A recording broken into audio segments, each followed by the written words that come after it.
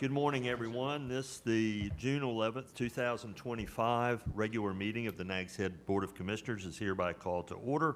I will ask you if you will please join me in a few moments of silence.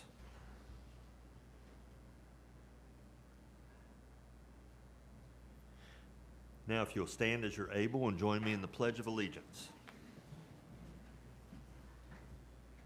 I pledge allegiance to the flag of the United States of America and to the republic for which it stands, one nation, under God, indivisible, with liberty and justice for all.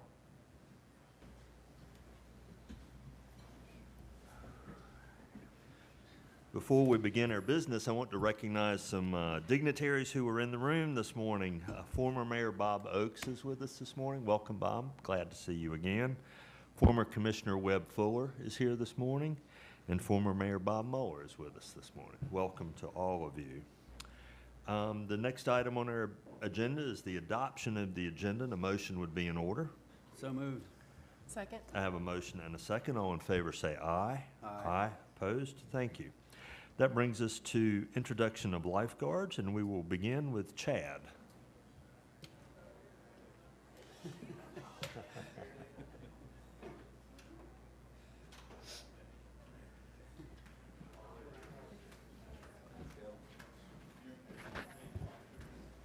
This will be the first time, when COVID came, we had to switch to virtual introductions for the lifeguards. This is going to be the first time in a while that we've had the whole crew in the room. It's always a fun day when we get to meet our new crew for the beach.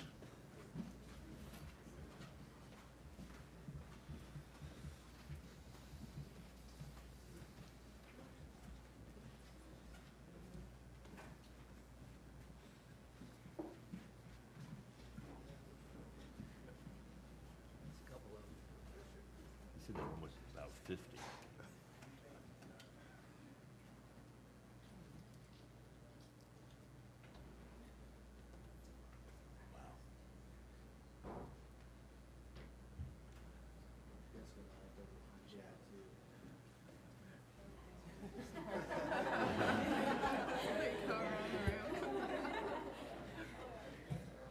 Keep coming. Keep coming. All the way down here. And while they're arranging themselves, I'll note that former Mayor Renee Cahoon has also joined us this morning. Welcome, Renee.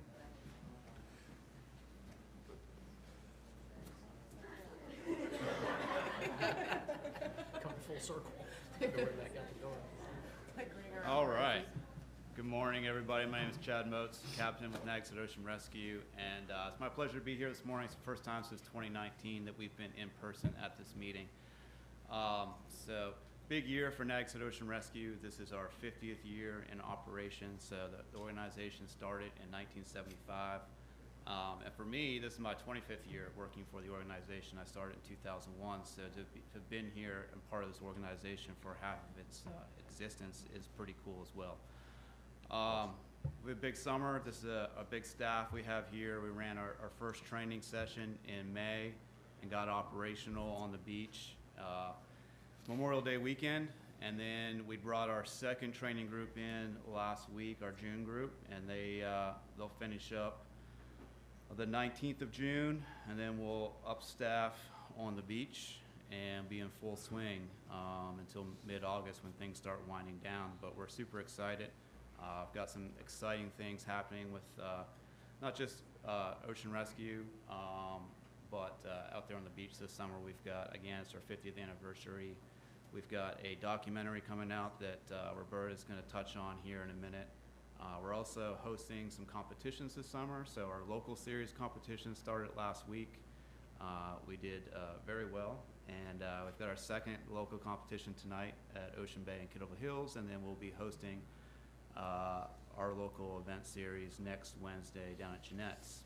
And then in July, we're proud to host our regional championships. So we'll be inviting organizations from Virginia Beach down through Jacksonville Beach, Florida, to come here for 2 days of competition.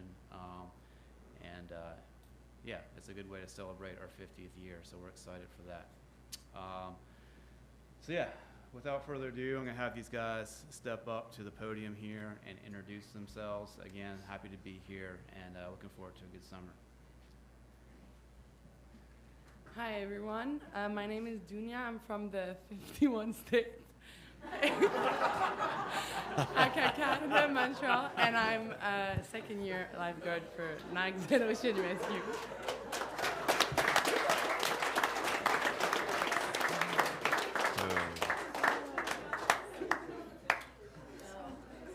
Hi everyone, I'm Luke LePage, and this is my, I was born and raised in the Outer Banks. This is my 5th year doing ocean rescue and my 3rd year doing ocean rescue with Nags Ocean Rescue. Very good. Hi everybody, I'm Max Janisic. I'm from Wanchese, North Carolina, and this is my 3rd year at Nags Ocean Rescue. Very good. My name's Caleb Hooper. This is my 3rd year with Ocean Rescue, and I'm also from Wanchese, North Carolina. Very good. Hey, my name's Cormac. I was born in Nags Head. I'm still living in Nags Head. This is my 3rd year. Nice. Hi, I'm Chloe. I'm from Montreal, Canada, and this is my 1st year at Nags Ocean Rescue. Hi, I'm Finn. I'm from Nags Head, and this is my 1st year with Nags Head Ocean Rescue. Hi, I'm Beatrice. This is my 3rd year with Nags Head, and I'm from Quebec, Canada. Hi, I'm Hannah. I'm from Nova Scotia, Canada, and this is my 3rd year with Nags Ocean Rescue. Hi, I'm Megan. I'm from Southern Shores, North Carolina, and this is my 5th year with Nags Ocean Rescue. Hi, my name's Kendall. I'm from Raleigh, North Carolina, and this is my 2nd year with Nags Head Ocean Rescue. Hello everyone, I'm Vanessa. I'm from Quebec, Canada, and this is my 2nd year with Nags Ocean Rescue. Hi, I'm Brianna. This is my 2nd year with Nags Ocean Rescue, and I'm from Kildova Hills, North Carolina. Hi, my name is Maddie. This is my 1st year with Nags Head Ocean Rescue, and I'm from Berlin, Germany. Hi, my name is Sophie. I'm from Manio, and this is my 3rd year with Nags Ocean Rescue. Hi, my name's Adam. I'm from Charlottesville, Virginia, and this is my 2nd year with Nags Head Ocean Rescue. Hi, my name is Ariane. I'm from Quebec, Canada, and this is my 1st year with Nags Ocean Rescue. Hi, I'm Justine. I'm from Quebec, Canada, and this is my 1st year with Nags Ocean Rescue. Morning, everyone. My name's Mason. I'm from Currituck, and this is my 3rd year with Nags Ocean Rescue. Good morning. My name's Aaron Davis, and I'm from Baltimore, Maryland. It's my 3rd year with Nags Ocean Rescue. Hi, I'm Lawrence. I'm from Quebec, Canada, and this is my 3rd year with Nags Ocean Rescue. Hi, my name is Megan. I'm from Quebec, Canada, and this is my 1st year at Nags Ocean Rescue. Hi, I'm Sam. I'm from Beaufort, South Carolina. This is my 2nd year with Nags Ocean Rescue. Hi, I'm Isabel. This is my 1st year at Nags Ocean Rescue, and I'm from Montreal, Canada. Hi, my name is Rosie. I'm from Montreal, Canada, and this is going to be my 3rd year with Nags Ocean Rescue. Hi, I'm Ellie. I'm from Quebec, Canada, and this is my 2nd year with Nags Ocean Rescue. Hi, I'm Gabrielle. I'm from Quebec, Canada, and it's my 1st year with Nags Ocean Rescue. Good morning, I'm Fred. I'm from Notre-Dame-du-Portage in Quebec, and this is my 3rd season with the organization. Good morning, my name is Jacob. I'm from Chesapeake, Virginia. This is my 5th year with Nags Ocean Rescue. I'm Matthew Bergeron from Quebec, Canada, and this is going to be my 2nd year working for Nags Ocean Rescue. Hi, Hi, my name is Ronnie. I'm from Montreal, Canada, and it's my first year with Nags Ocean Rescue. Hi, my name is Philip. I'm from Montreal, Canada, and this is my first year with Nags Ocean Rescue. Hey y'all, my name is John. I'm from the city Westmount, Canada, and this is my first year with Nags Ocean Rescue. Hi, my name is Jacob Gilbaugh. This is my 5th year with Nags Ocean Rescue, and I'm from Montreal, Canada. Yeah, good morning. I just want to say thank you for having us. I'm Michael from Baltimore, Maryland, and this is my 5th year. Good morning, my name's Sean Kenny. I was born and raised in Nags Head, and this is my 15th year. Hi, my name's David. I'm from Greensboro, North Carolina, and this is my first year with Nags Ocean Rescue. Hi, my name is William. I'm from Montreal, Canada, and this is my first year at Nags. Hi, my name is Victor. I'm from Quebec, Canada, and this is my first year with Nags Ocean Rescue.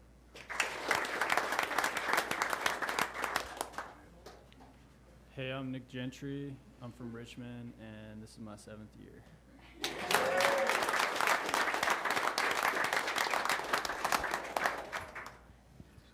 Again, thank you guys. This is the majority of our staff. There are actually a few people that couldn't make it here this morning, but again, we're excited for a great summer, and thank you to the town for the continued support. And Roberta has a special little topic to announce as well. I'm Roberta. I'm from Baltimore, Maryland. Now Nags Head. I'd like to invite everyone to an exciting event we're going to hold on Tuesday, July 15th at Jeanette's Pier. We are introducing a new, or premiering a new mini film or short film. It's called the Nags Head Ocean Rescue Story. I screwed that up, sorry. Service and Heroism, the Nags Head Ocean Rescue Story. It's not just a documentary, it's a story of the heart. You all know this, the heart and the work and the real life rescues that you do and how you prepared every day to save someone's life. It's not easy here being an ocean rescue guard, I know that. And we are highlighting all that you've done and the incredible history we've had and the first that we have done in this story. So it's going to be held again Tuesday, July 15th at 7 p.m., the night before the USLA Regional Championships. One mother in the film, who appears in the film, said, "It was just another day at the beach until it wasn't." And that sums up how life can change so quickly. And without the help of you all, thankfully, life doesn't change that quickly and things can turn out very well. So the event is free, but we're asking people to register because seating is limited. So we hope to see you all there. Thank you. Thank you.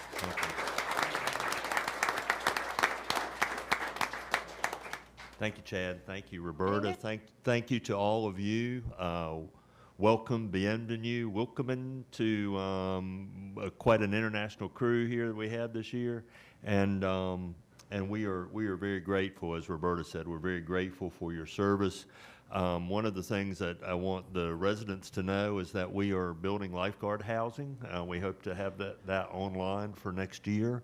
So we try to be as good to y'all as we can possibly be, and we're glad. It sounds like you're excited to be here, and we're glad you're excited to be here, and we look forward to a great summer. So thank you for coming in, Roberta. In my nervousness, I forgot that we're going to show a trailer. Oh. Get everybody excited. Sorry about that. Let's roll the trailer then. I think there's a few different traits that come with wanting to be an ocean lifeguard. I think that's confidence, I think that's being driven, and I think it's a duty of responsibility. A large part that keeps bringing me back year after year is the community outreach. I really enjoy interacting with the locals and the visitors. I really enjoy teaching someone who may not know anything about the ocean, just something that they can keep with them, that I have made some sort of impact on their lives. I think some of the most rewarding things is when you make a difference in somebody's life and they're able to go home and have dinner with their family and stuff at the end of the day. Nags Head Ocean Rescue is doing incredibly heroic things on a daily basis, and we don't always get to witness that. And it's just reassuring to me as a local to know that they're out here patrolling our beaches. You're a part of something that's bigger than yourself, with years of tradition and experience and people. It was just awesome to be a part of. I feel blessed to be part of it and have the job I do. I mean, it's an awesome job. It's a privilege to live here in the Outer Banks and do the job I do, and it wouldn't be possible without all the people that come and visit here every year.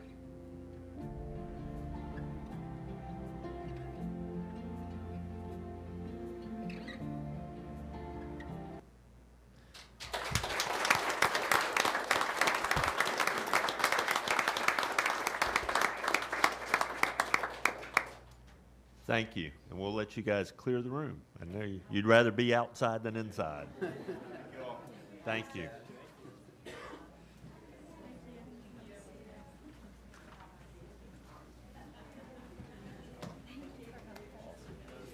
Thank you, guys.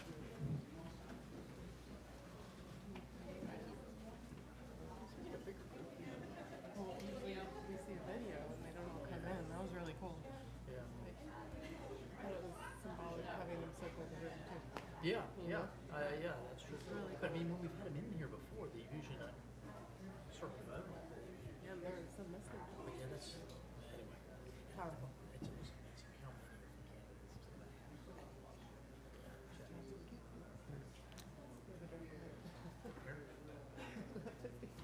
All right. That brings us next to the recognition of a new employee, and Amy Miller will come to the podium.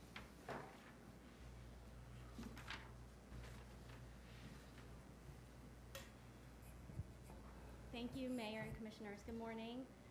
Please join me in welcoming our new Customer Services Representative, Abigail Larson, to our team. Abigail recently relocated here from Massachusetts with her husband as he accepted a job at Manio. She has a degree in marine biology and worked in a hatchery before she moved here. It's really not a stretch to see how transferable her skills in that position are in this position. She did a lot of public engagement and training and managed work to ensure efficient and smooth operations. She came highly recommended from Jan, who has a great compass for people. When Jan did her reference checks, she had glowing reviews, and the adjectives that were used to describe her included great work ethic, detail-oriented, organized, good communication skills, innovative, which is one of our town values, thorough, meticulous, and fantastic. I'll add quick learner, embracing new technology and software, and she just has like a really pleasant and calming energy to be around. I really can't imagine anybody that couldn't get along with her. She's already, unfortunately, had to diffuse some situations at the front, which we appreciate. She handled it beautifully, being brand new. We really appreciated that dynamic that she brought. She does offer great customer service. She grew up in Martha's Vineyard, so she's no stranger to hospitality and engaging with both visitors and residents and homeowners in a professional and friendly manner. I think we are very fortunate to have a very well-rounded person in the front. She's very kind, representing the town. She enjoys assisting others, and she really brings the entire skill set that you need to provide excellent customer service, contributing to the town's success. So we want to welcome Abigail and her family as part of our community with being recently moved here. We think she's the perfect fit for the town family and aligns with our internal town values. We're proud to have her on the front line representing the town. So thank you, Abigail and Kirsten.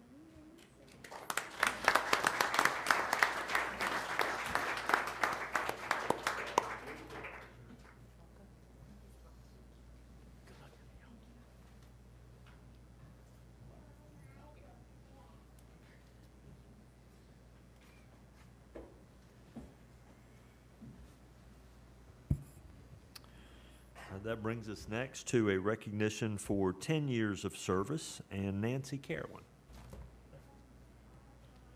Good morning, Mayor, Board. I'd like to recognize this morning Jason Brickhouse for his 10 years of service to the town. From sanitation trucks to weed eaters, with a mixture of cars, trucks, backhoes, and loaders thrown in for good measure, fleet maintenance services a variety of equipment to keep our town rolling this time of year. Jason has the ability to service all of them. Jason was at the ripe old age of 21 when he started as Fleet Mechanic 1 with the town in 2015. With the skills and knowledge he has learned, he has advanced to senior fleet mechanic. He is also an accomplished welder. Jason can safely operate any given piece of equipment or vehicle the town has. He is sent out on road calls to troubleshoot and repair issues that arise. He does not hesitate to ask for assistance when it's needed, as he believes two heads are better than one. His coworkers agree Jason has a plethora of mechanical knowledge. They also agree that he likes to figure out how things work and make repairs almost as much as he enjoys steak, fishing, and his dog Daisy. Thank you, Jason. Nice.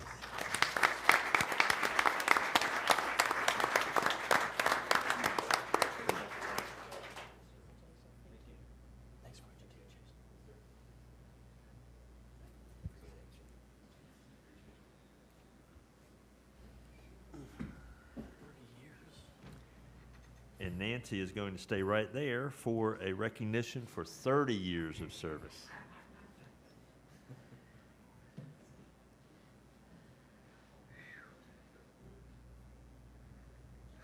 Wow. I'd like to recognize David Perry for his 30 years with the town.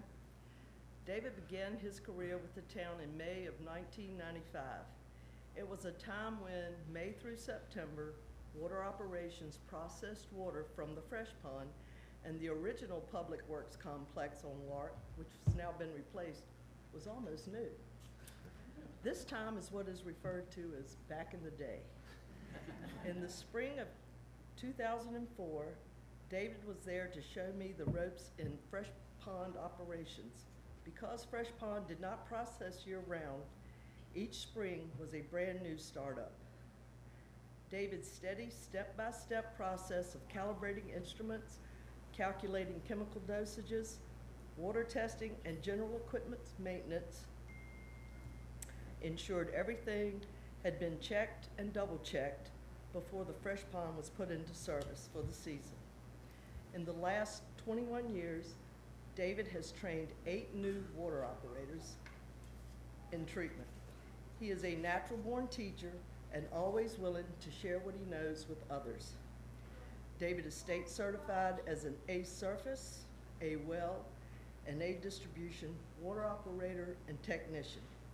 He also has a physical chemical wastewater license. David was Public Works nominee for Employee of the Year in 2006 and 2009. He was promoted to Chief Operator in 2013 and to Water Operations Superintendent in 2022. He also won second place in the chili cook-off that year. John Richardson, the water superintendent that hired David in 1995, said on more than one occasion how quickly he adapted to the role of water plant operator, and David's mechanical inclination and his ability to troubleshoot contributed greatly to the operations of Fresh Pond and the plant. Comments from his co-workers are, congratulations on 30 years with the town, has helped me in many times with pipe work designs. He is a great mentor to new employees getting into water, great working side by side with him, and his knowledge and ingenuity are much appreciated. David prefers to be out of the limelight, so I'm keeping this short. I would like to personally thank him for all he's done for water and the town of Nags Head.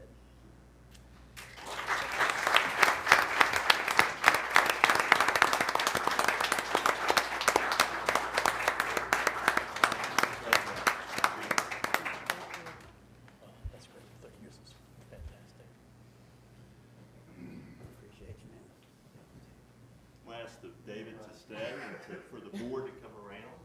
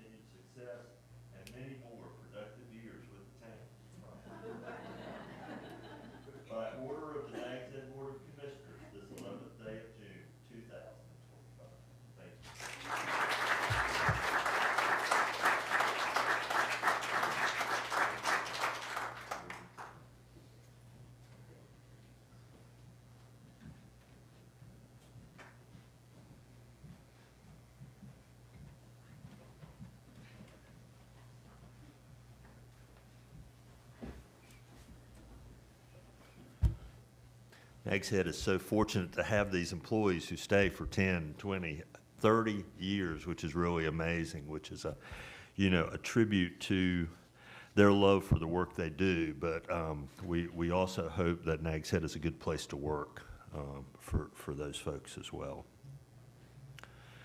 The next item on our agenda is the presentation of the 2025 Lightkeeper and Nags Header Awards.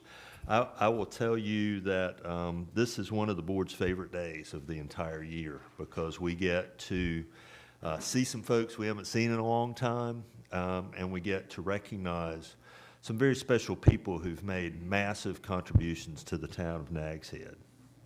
And I'm going to start this morning with the Nags Header. The Nags Header Award posthumously recognizes individuals who have significantly influenced the town's culture since its incorporation in 1961. Dr. Bruce Matthew Borch was such a person. His quiet leadership, tireless dedication, and far-reaching vision have shaped our community. A proud Navy veteran with a master's degree in biology and a PhD in fisheries, Bruce worked for several municipalities and environmental firms before starting with the town in 1985 as its code compliance officer. Bruce brought to his work a rare combination of technical expertise and a deep passion for protecting the character and natural beauty of this special place. Over the years, Bruce was instrumental in the development of countless projects and policies that laid the foundation for the Nags Head we know and love today. To start, Bruce was one of the two lead authors of Pre-Storm Mitigation and Post-Storm Reconstruction, a plan for Nags Head, a visionary blueprint for storm preparedness and recovery. This pioneering work earned national acclaim, receiving both the 1990 Legislative Award from the National Hurricane Conference and the 1989 Small Community Outstanding Planning Award from the North Carolina chapter of the American Planning Association. Its impact reached beyond Nags Head, with FEMA incorporating its key elements into national planning guidelines. As the town's planner and later as deputy planning director, Bruce was also the primary author of numerous land use and water use plans, helping the town grow responsibly and sustainably.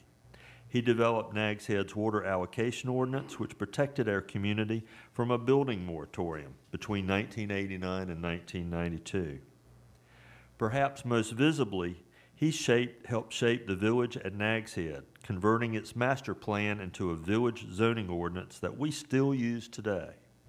His work led to the creation of commercial architectural and residential standards that continue to preserve the town's unique identity. And while many of his achievements were behind the scenes, their effects are all around us. From the public beach accesses and conservation lands funded by his grant writing, to the vegetative buffers that give Nags Head its signature green appearance, Bruce's hand has touched nearly every corner of our community. He was key to the town's efforts in protecting Nags Head woods, helping to pass the landmark SED 80 ordinance before the land was ever formally conserved. That ordinance has served as a model for environmental protection across the state.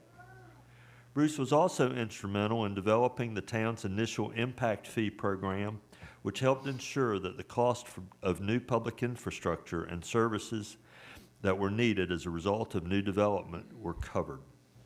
Notably, Bruce, working with Mayor Bob Mueller, Town Manager Webb Fuller, and Water Quality Coordinator, Environmental Planner Todd Kraft, played a pivotal role in development of what was originally known as the Septic Health Initiative. Launched to improve water quality and protect public health, the program was one of the first of its kind in the state. Bruce's foresight and technical knowledge were key to its creation and early implementation. He recognized the importance of proactive septic system management in a coastal environment and worked to establish a voluntary inspection and maintenance program that has since become a model for other communities. In addition to his work with the town, Bruce also shared his knowledge as an educator, teaching biology and ecology at the College of the Albemarle from 1984 to 1991.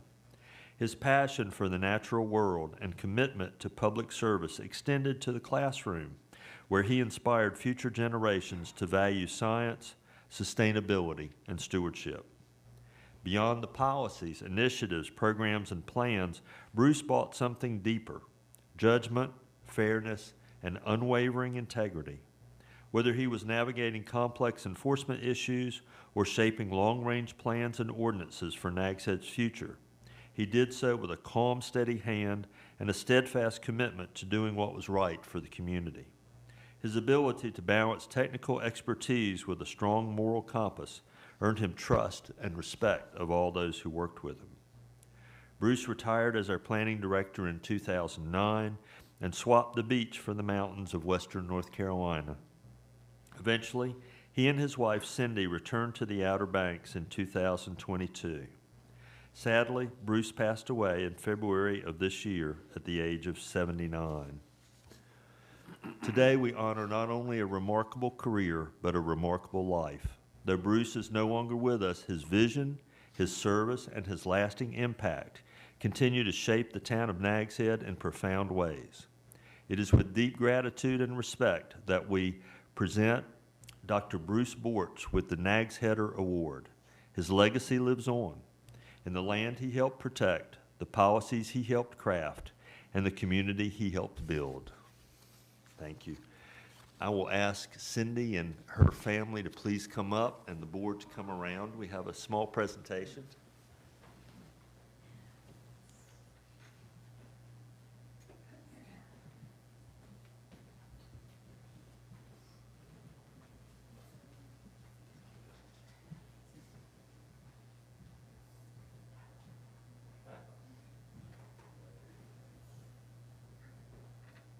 We have a plaque this morning that reads, 2025 Nags Header Award, in honor of the footprints left in the legacy of living life, Nags Head style.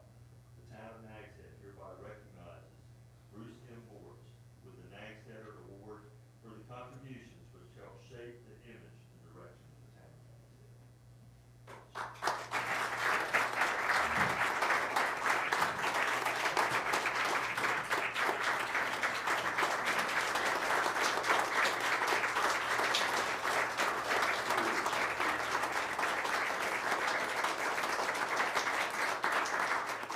Anything that you would like to say?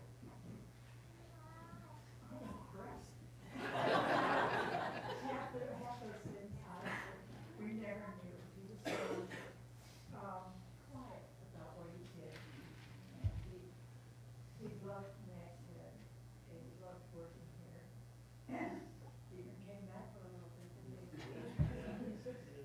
So, thank you very much. I think we all remember Bruce so fondly that I asked how tall he was this morning. I always had the impression he was 6'2", but I always had the impression he was kind of this gentle giant. You know, when you spoke to him, he had that wonderful voice, but he always made his point to you. Is there, Bob, or Webb, is there anyone who would like to speak just very briefly about your recollections?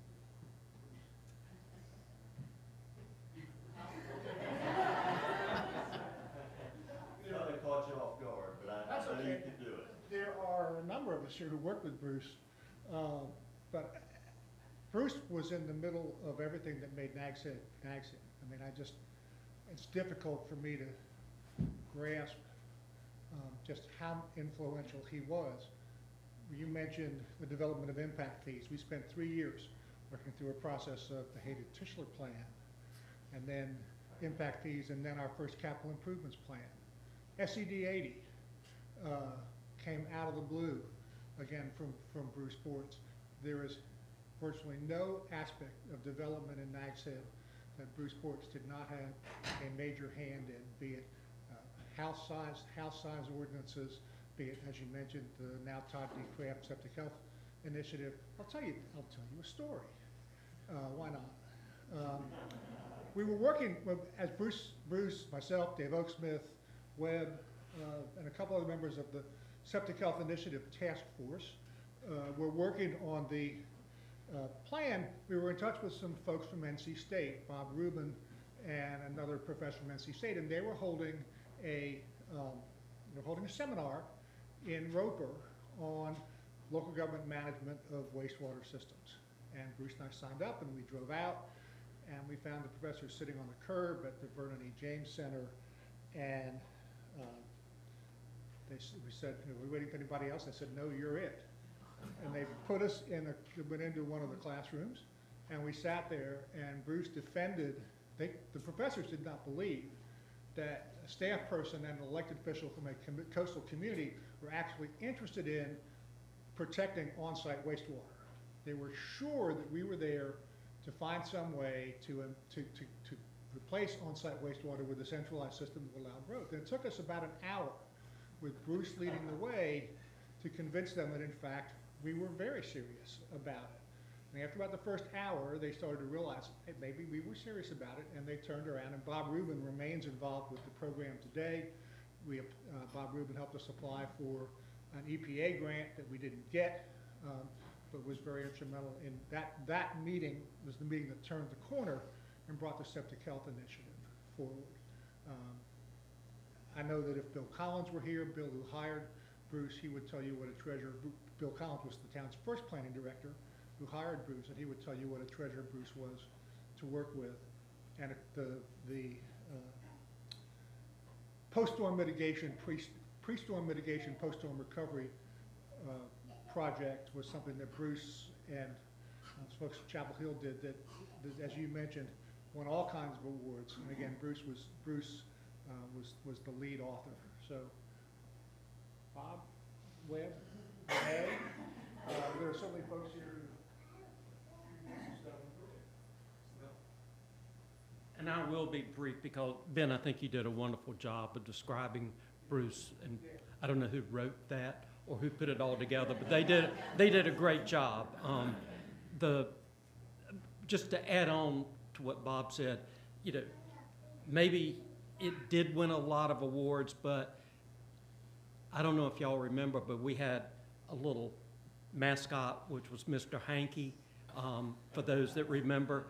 And the actual group that was working on this was called the Septic Health Initiative Team. And if you think about that for a minute, it might resonate with you what that really means. I can tell you Mr. Meekins with the Coastland Times figured it out fairly quickly. But that was who we were. That was what we were. But the best thing I can say, well, let me say this about Bruce. When I went to Celebration of Life, Cindy, I found out he was a lot different person than I ever knew. He must have just been an awful, wonderful person, everything he did. I mean, just from what I found out from that. But with me and working with him, it was great.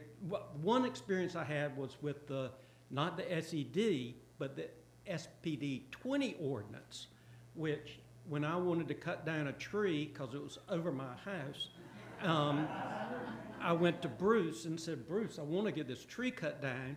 And he says, you can't. I said, well, Bruce, it's right over my house. He said, yeah, but you wrote the ordinance. And I edited that ordinance, but you wrote it, and it doesn't allow you to cut down the tree you want to cut down. He had a way with words. He was a good person. But he was the type of person that no matter what it was, he was a go-to guy. I don't care if it was planning or something just with policy. In policy, I could give him an outline of, Bruce, help me get this done. And he was a prolific writer, a great thinker, and could put stuff together and present it in a way that it made a lot of sense to me just by giving him an outline. And so I highly treasured and really respected him as a person. And thank you for letting him work with us for all the years he did. Thank you.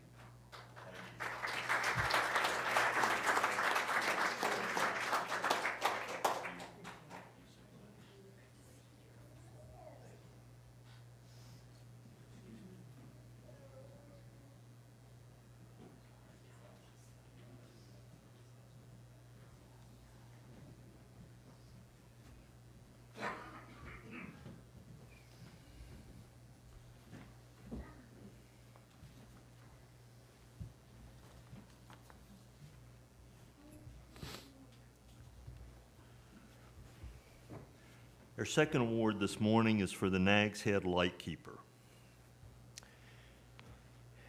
If you were here, try to remember, and if you were not here, try to imagine how much the town of Nags Head changed between 1983 and 2005, the period beginning 42 years ago and ending 20 years ago.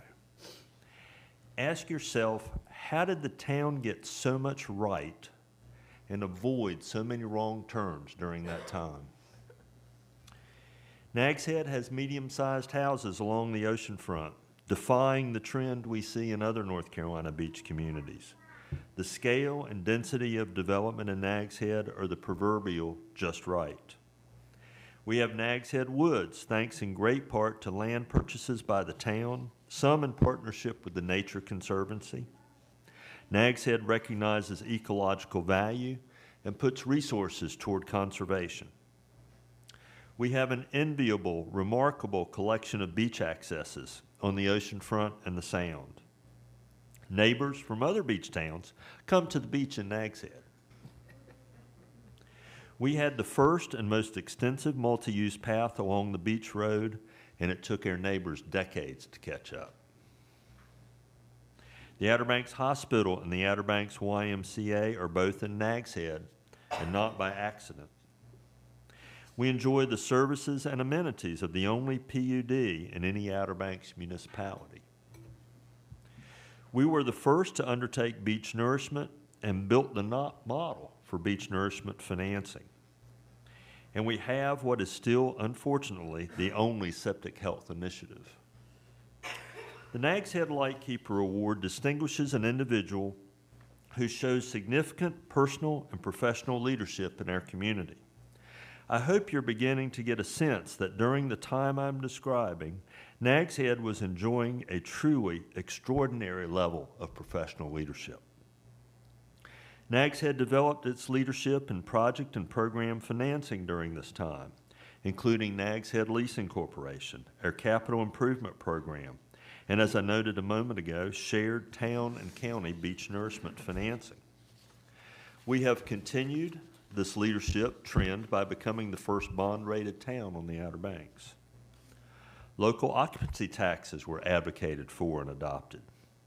The town hall, which serves us so well, was built and Station 21 was started. And there is so much more: drainage plans, street paving plans, vehicle replacement plans that were not just planned and put on the shelf, they were implemented by the town. Over the last 8 years, I have come to realize that the culture of professionalism, our standards for customer service, our expectations for exceptional performance in every department were in great part developed during the time period from 1983 to 2005. As you might imagine, Nags Head began to be recognized for its excellence. Our manager became a sought-after voice on coastal local government issues. He served on the boards of the North Carolina League of Municipalities and the North Carolina City and County Management Association. And he served and continues to serve on the Coastal Resources Advisory Council. I'm speaking, of course, about Webb Fuller, who was also for 4 years a member of this board. Throughout Webb Fuller's tenure as the town manager, Nags Head was consistently viewed as an outstanding and creative local government. Webb's role in creating Nags Head as a municipal organization cannot be overstated. Webb hired great people and worked with great people like Bruce. He interpreted to them the town's vision, his vision, the board's vision, and then he let those people do their jobs. Some of the people Webb hired are still with us, still doing great work, which is in part another testament to his skills as a manager. Please join me in congratulating the 2025 Nags Head Lightkeeper, Mr. Webb Fuller.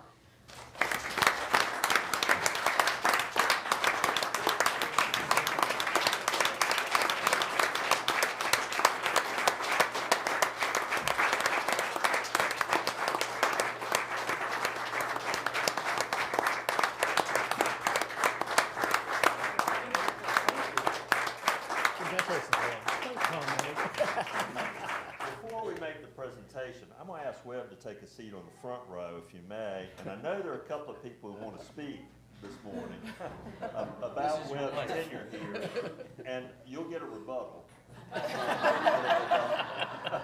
Please. Okay, yes, absolutely. Bob, you go to Renee. Renee, will you please?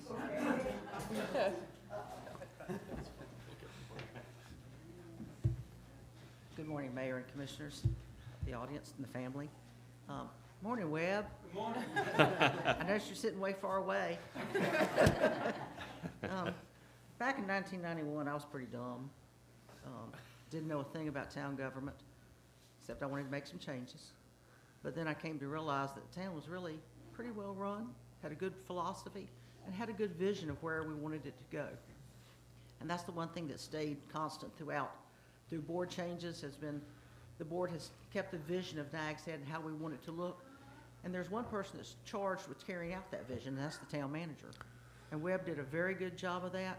He had a lot of input, but he also did a really good thing hiring great people to work and serve the town of Nags Head, and that still continues today. But I would actually say I learned an awful lot from Webb, and I'm appreciative of the lessons that he told me and taught me. You did a great job, Webb, and you're still missed today, even though there are times we butted heads. But I'm really proud of Webb. It was an honor to serve with him, and I appreciate it very much. Thank you. All right. Thank you, Renee. Appreciate that.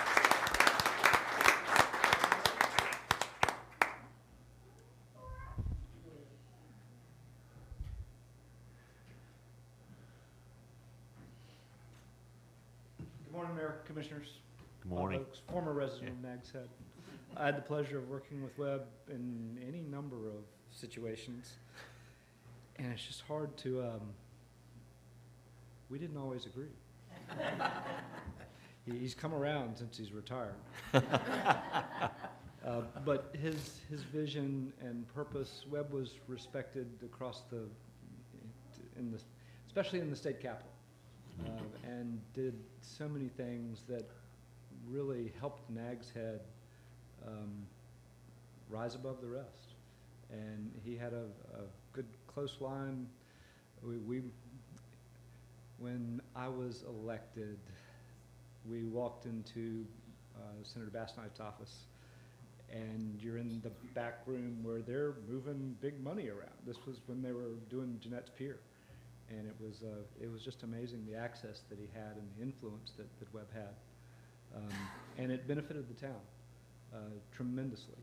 And you put that together with the professionalism and the tenure. I think the average lifespan of town managers is 2 years.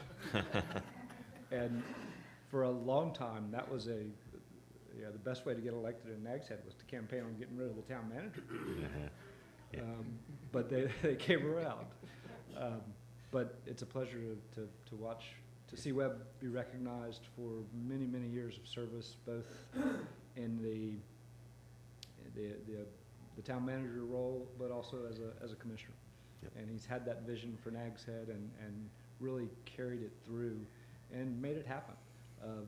Elected people are generally amateurs, but the professionals in management really make things happen. Yep. So Webb, thank you for all you've done for the town and the whole area.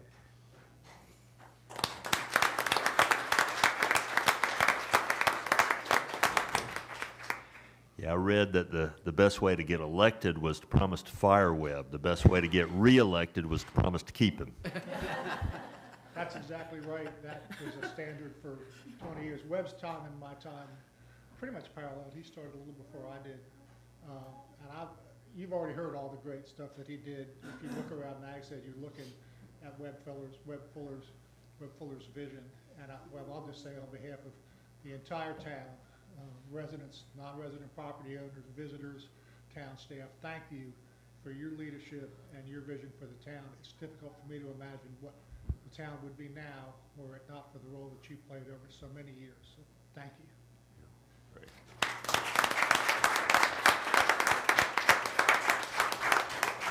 Webb, it doesn't sound like it needs to be a rebuttal, but we would welcome if you would wish to speak this morning. I'd just like to say I am humble,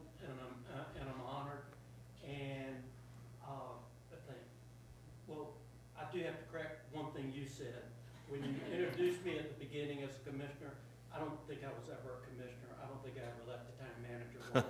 I got elected one time, but I never left the town manager role. You are who you are. Yes, you are. That's great. But I do appreciate that. The people I work with, many of them are in this room. Some that were here that have left, but that's who deserves the award. I mean, I've been very fortunate to have a lot of good people around me, and I could point to Andy, started, Roberta, Nancy, Dave, just just people all around that, you know, they're the ones that really deserve the recognition. That's the first. The second is having elected leaders like Renee and Bob Muller and Bob Oates, all who have fairly strong personalities in their own ways, and, but great people with great ideas, but willing to work in a common bond for what we all, I think all of us here have that vision of Nags Head. It might be a little bit different in each person's mind, but it's pretty much the same. And I mean, I'm really, you can't, I think it was Ronnie Scott, one commissioner, said, if it's green, let it grow. If you think it's right, you're starting to rot. And I always kept that in mind because you can't stop growth. You've got to have growth. But the whole point is, what type of growth do you want? And how do you want to nurture your garden and everything? And I think Nags Head has had that great fortune of having great leadership in your seat and all these other seats. And we've always had great legal advice from John and Tom White, who I often disagreed with. But he tended to be a little bit conservative, but he was a great attorney for the town. Great. I mean, we've had great people. And then going back also with Don Bryan and people like that sitting here, it's just been so wonderful. Lastly, but not leastly, I've had a tremendous support system at home, wonderful wife, wonderful children, probably the best grandchildren on the beach. All my whole family lives here. They must see something that I saw. Yep. So I'm just so fortunate that I'm able to live and have worked in Nags Head and have retired in Nags Head and get to stay in Nags Head. Yep. So, Thank you. Tell us who's here with you this morning, Webb, your family. Okay. Well, let me see. My lovely wife Dory, my daughter-in-law Sheena, my son Myers, my daughter Cordelia, my daughter Cass, and my two grandchildren, but there's one on the floor. And so Thank you. That's who, and I think the other ones would be here, but they had previous engagements that I did know about. I did not know about this. The board, will you come around and join me?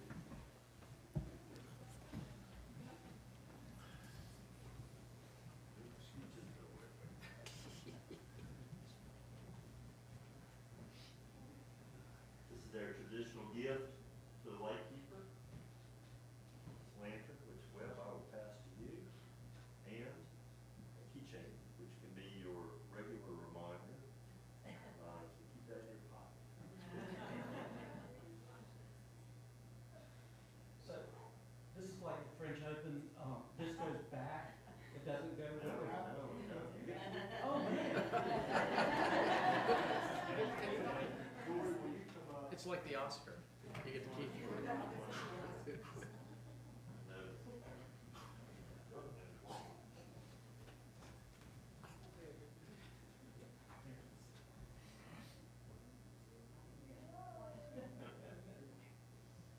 Yeah, but this job doesn't happen without the partner, I will tell you. And there is one more. There is the pen. Bob's was flashing while he was.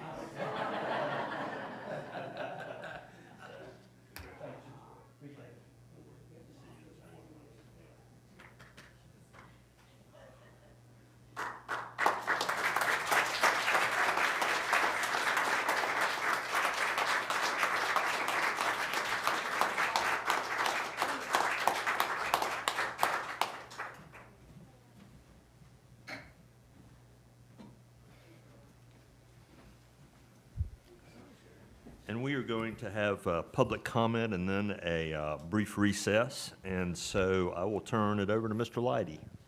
Thank you, Mr. Mayor. At this time, the Board of Commissioners welcomes members of the public to provide comment. This is not an opportunity for dialogue, and the board rarely responds to public comment. But anybody who wishes to comment on anything that's on their mind can do so.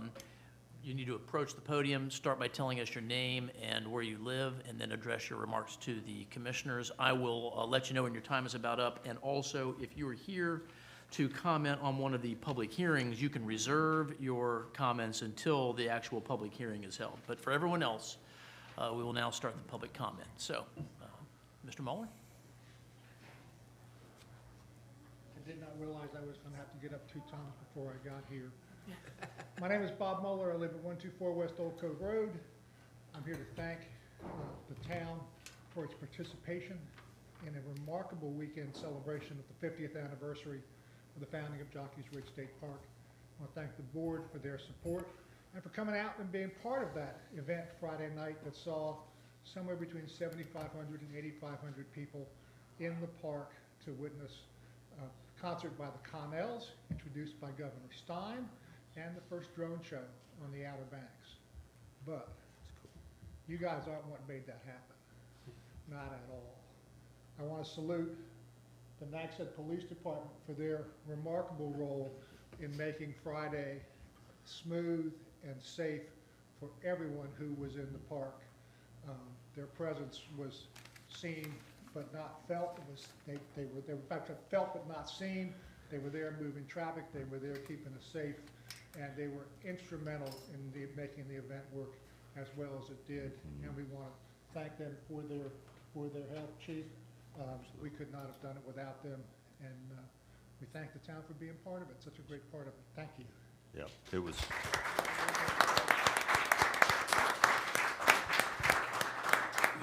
It was a great event. And they had a lot going on that night because the carnival was going on as well. So, Thank you, Mr. Muller.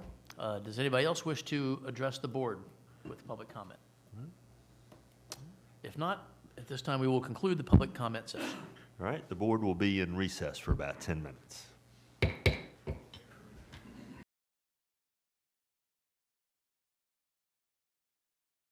All right, the board has returned and we'll continue our meeting and pick up at the consent agenda, which you have before you, and a motion would be in order. So moved. Do I have a second? Second? I have a motion and a second to approve the consent agenda. All in favor say aye. Aye. Opposed? Thank you. That brings us to public hearings, the first being consideration of the budget. And I will turn this over to Amy and John. Thank you, Mr. Mayor. At this time, the board will begin the public hearing to consider citizen comments on the town manager's proposed operating budget for the July 1, 2025 through June 30, 2026 fiscal year, the proposed capital improvement request for the fiscal year 25-26 through fiscal year 29-30, and the updated consolidated fee schedule with consideration of the adoption of a pay plan and various other accompanying items. So at this time, we will begin with the presentation of any summary provided by staff through the Finance Officer and Deputy Town Manager Amy Miller.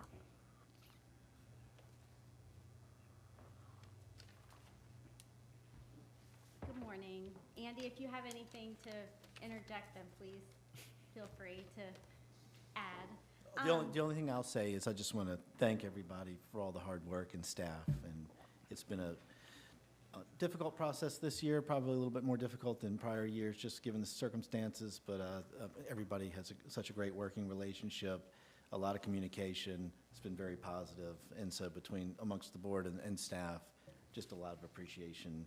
And to Amy.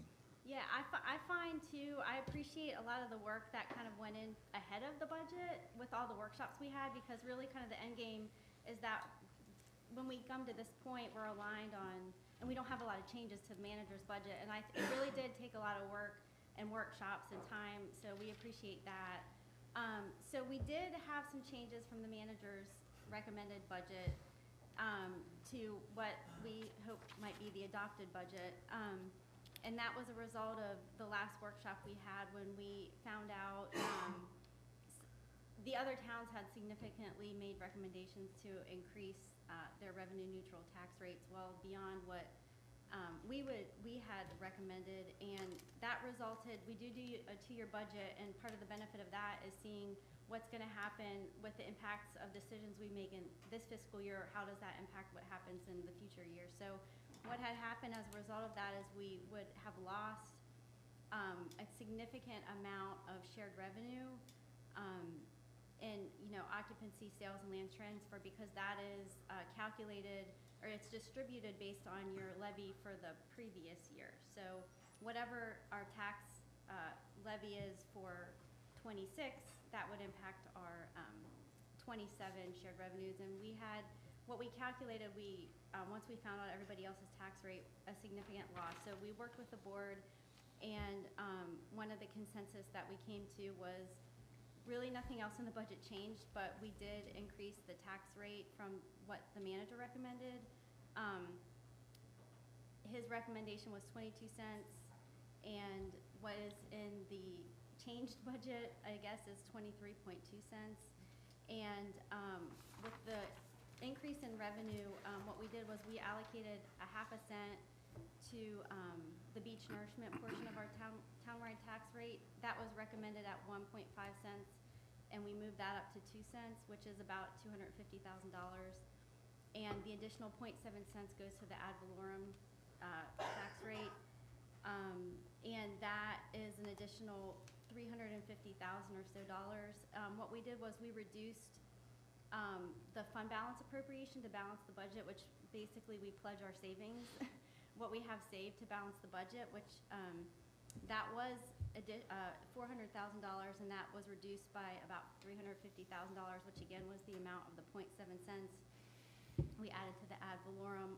I did put a memo, it's on our website, I put a memo in the packet that explains this, but essentially our ordinance changed by about $650,000, and it's not because of the 0.7 cents that goes to the ad valorem, because that just reduced the fund balance appropriation. So really the only impacts that changed to the ordinance are the 0.5 cents that we added to beach nourishment, because that actually goes to our capital reserve fund.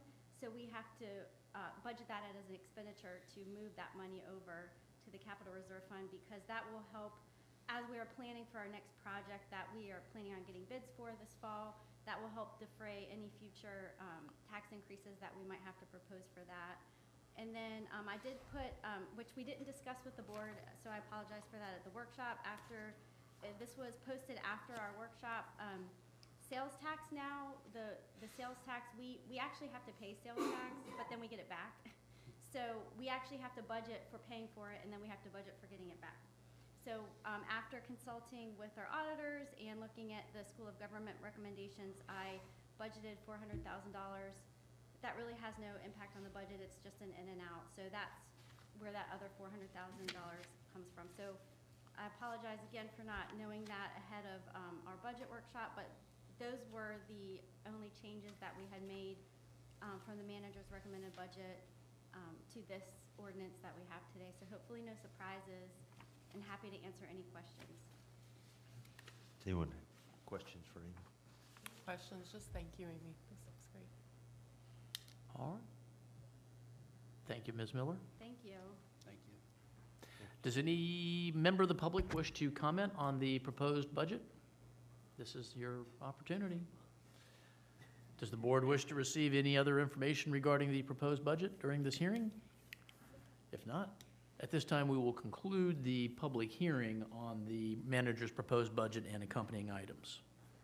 Great, thank you very much. It's remarkable in a way, I suppose, and you could take it any number of ways, that we have so little comment on the budget year to year. I think we've had, comments maybe in the last year or two. When we got comments, they were appreciative of the budget. So, you know, I think in the most positive light in which you can look at this, I think the survey that we did a couple of years showed this, that our citizens are generally pretty happy with what the town of Nags Head is doing. That we have a conscientious staff who does a really great job of preparing the budget. We have thoughtful commissioners, board members who pay attention to the development of the budget, participate actively in the workshops. And when we get to this point, there's really not much question about the budget. And so I realize Commissioner Sears is excused today. He's not present, but I know that the commissioner had some concerns earlier about whether we were keeping up, but was generally happy with the budget after we made the last round of adjustments. So I don't have any problem with the board taking action, in his absence today. I am happy with the budget. I am more than happy to move this along and for us to vote to adopt the budget today. And I'm seeing nods, so I think we're ready to probably roll ahead with this. And there are a number of items that we need to do. And so Amy and Andy, if you'll pay close attention and make sure that I do all of these. The first is, I believe, the adoption of what in the agenda is called the operating budget pay scale, which we need to approve. And so a motion would be in order. So moved. Second? I have a motion and a second to approve the operating budget pay scale. Any discussion? Hearing none, all in favor say aye. Aye. Opposed? Thank you. The next would be the operating budget personnel policy. There is a change to that, which staff was nice enough to put in red lettering for us under the clothing allowance item. And so we have that before us, and a motion to approve would be in order. So moved. Second. I have a motion and a second to approve the amended operating budget personnel policy. Any discussion? Hearing none, all in favor signify by saying aye. Aye. Aye. Opposed? Thank you. The next item on our agenda that we need to approve are the operating budget CIP request, which you have before you, which we have looked at fairly extensively. And so a motion would be in order. So moved. Second? I have a motion and a second to approve the operating budget CIP request. Any discussion? Hearing none, all in favor signify by saying aye. Aye. Opposed? Thank you. The next item is the consolidated fee schedule as amended, which you have before you, and staff again is usually kind enough to put the changes in red. And so a motion would be in order. So moved. Second. I have a motion and a second to approve the amended consolidated fee schedule. Any further discussion? Hearing none, all in favor signify by saying aye. Aye. Aye. Opposed? Thank you. That brings it to our operating budget fiscal year 26 ordinance, which you have before you, which we have seen somewhat amended perhaps since we saw it last, as Amy indicated. So a motion would be in order. So moved. Second? I have a motion and a second to approve the operating budget fiscal year 26 ordinance. Any discussion? Hearing none, all in favor signify by saying aye. Aye. Aye. Opposed? No. Okay. That was an aye from me. I'm sorry. That was I've talked too much this morning. I'm getting tongue-tied here. The next is an amendment to the operating budget for the Todd D. Kraft septic health policy, which you have before you. And a motion would be in order. So moved. Second. I have a motion and a second to approve the amended Todd Kraft septic policy. Any discussion? Hearing none, all in favor signify by saying aye. Aye. Aye. Opposed? Thank you. Oh, can I ask one question to Yes. John? The salary differential, I know you had mentioned the clothing allowance. Was that adopted as part of the personnel policy updates that the mayor mentioned? When he mentioned the clothing allowance, there's also another the investigative salary differential. Yeah. I just want to make sure It was those part were. of the attachment. Okay, but. Yeah, it was okay. part of the, Part of the same we action. approved the whole thing. I'm Okay. sorry, I only mentioned that one, That's, but, I just wanted to make sure. that was, yep. And one thing to be clear, the personnel policy amendment was not adopted as an ordinance, it's adopted as a policy, so just to be clear on that. And I think we've done everything that we needed to adopt. Okay, very good. Thank you very much. Thank you. So we have a budget. Very good.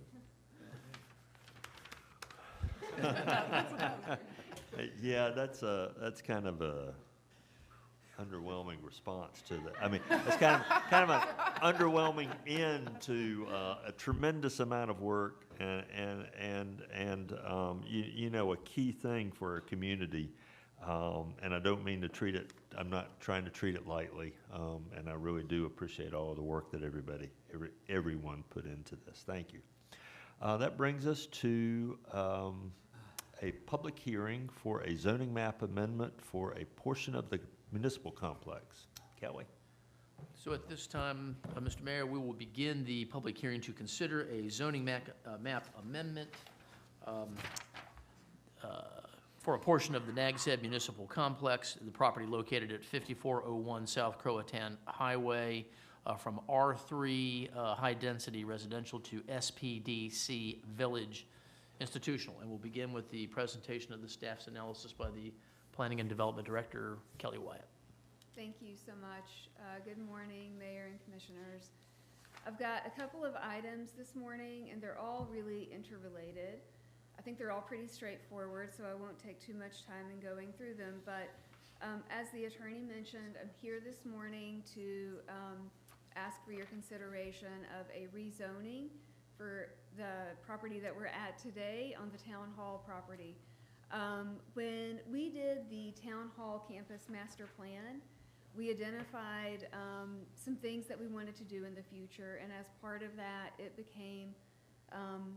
we became aware that with the split zoning of the property, which we had known about, but that split zoning was something that we really wanted to address and take care of, and just have the rezoning from the R3, which is a high-density residential zoning, consistent with the zoning that we have on the north side, which is the SPDC Village Institutional. That institutional district really encompasses what we are in terms of administrative offices, police department, boardroom, things of that nature. So the institutional district is consistent with what's here on the property, how we're currently operating. So again, just to have the alignment and the consistency for the entire parcel, we're asking that this board consider the rezoning to from R3 to the SPDC institutional district. And what's up on the screen is a map of what that would look like. You can see, I can get my cursor. So this green is the SPDC institutional zoning. This hatched area is what is R3. So that is the area that we're requesting to be rezoned. And I'm happy to answer any questions that you may have. When the planning board looked at this request, they voted unanimously to recommend adoption as well. All right, any questions for Ms. Wyatt? No, I think it makes total sense. Yep. All right, anything further, Kelly? No, sir. All right, thank you very much. Is there anybody here from the public who wishes to comment on this proposed zoning map amendment? Anything from the planning board on this? Does the board wish to receive any other information regarding this proposed zoning map amendment before taking action? If not, at this time we will conclude the public hearing on this item and the board may begin its deliberations. Okay. All right. Very good. I think we've looked at the master plan enough. We probably all are pretty well aware of what this is. You know, it's just really changing the zoning of the southern half, the part where we're sitting, basically, to match the zoning of the northern half of this property.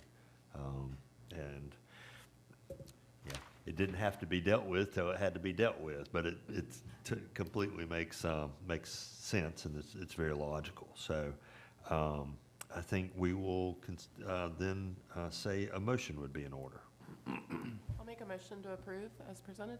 Okay, do I have a second? Second. I have a motion and a second to approve the rezoning of the indicated property from R3 High Density Residential to SPDC Village. Any further discussion? Hearing none, all in favor signify by saying aye. Aye. Opposed? All right. Thank you.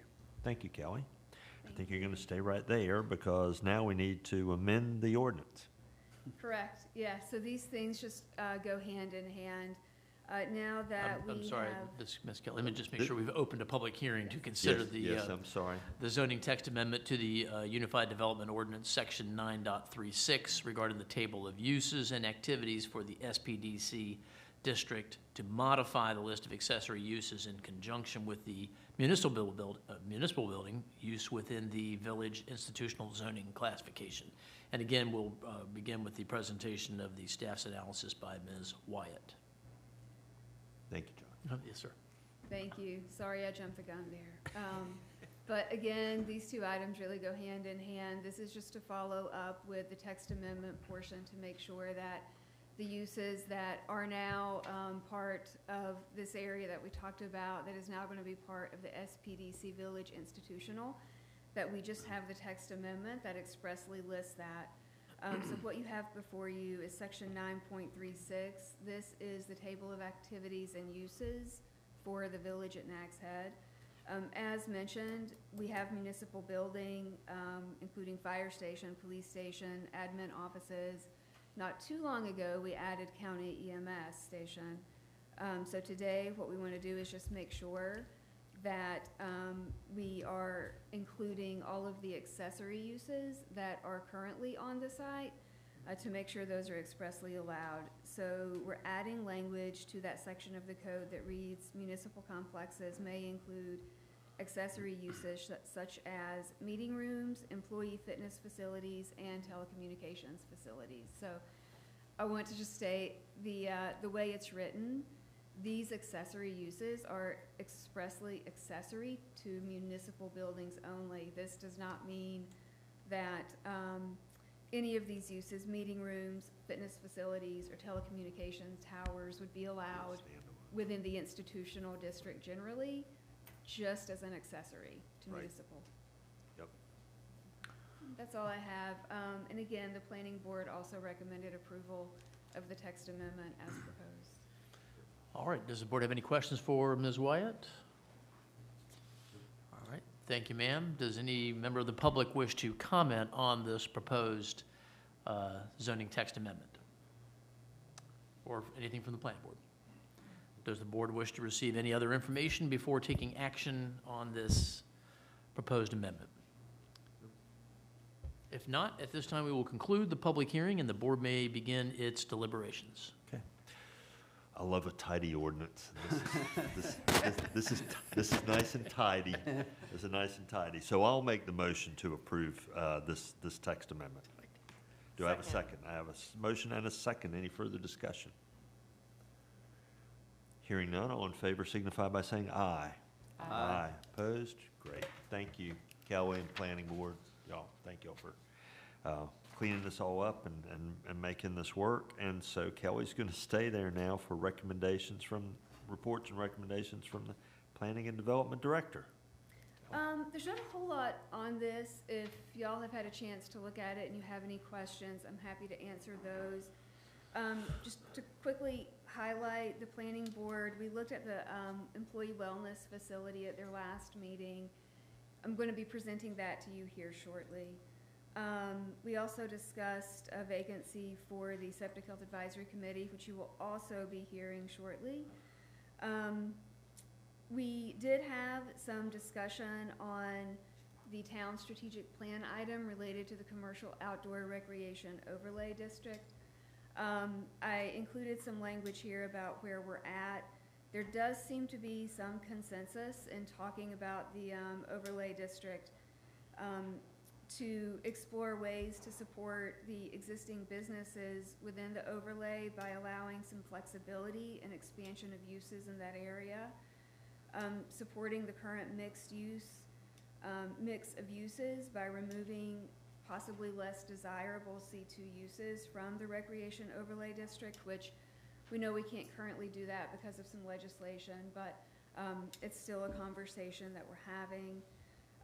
Also taking measures to manage heights and development to keep the sound visible and accessible, and to improve wayfinding signage and give that area a sense of place, looking at pedestrian and bicycle connections between some disconnected destinations in that area. So again, it's very early, very preliminary. It's just conversation. We know some of this is not even doable at this moment due to some legislative things that are currently out there, but I did want to give the board an update on the conversation, at least to date, so that they are aware.